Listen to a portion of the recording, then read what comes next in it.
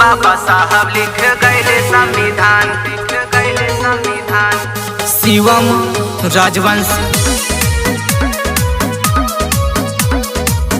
बाबा साहब लिख गए संविधान, लिख गए संविधान।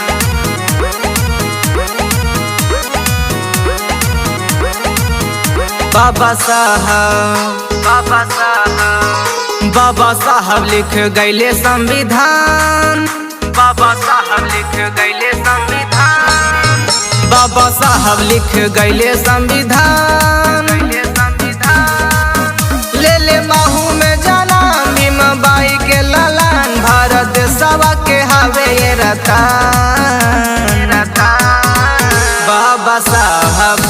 बाबा साहब लिख गए संविधान, बाबा साहब लिख गए संविधान। बाबा साहब लिख गए संविधान, बाबा साहब लिख गए संविधान।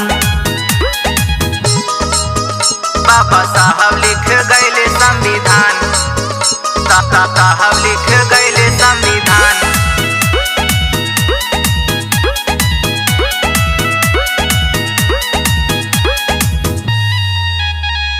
छुआछूत रंग भेद हटैले, एक समान अधिकार दिलैले, एक समान अधिकार दिलैले।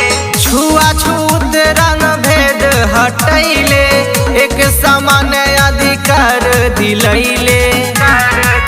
हो बन के अइले हमनी खातिर भगवान। बाबा साहब लिख गए संविधान, बाबा साहब लिख गए संविधान।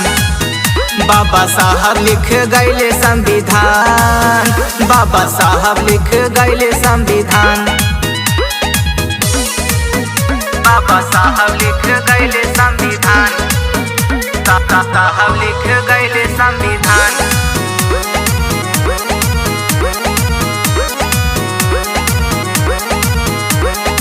सबका के खातिर बाटे एगो कहना, पढ़ लिख के करा दुनिया में अपन नाम, पढ़ लिख के करा दुनिया में अपन नाम। सबका के खातिर बाटे एगो कहना, पढ़ लिख के करा दुनिया में अपन नाम।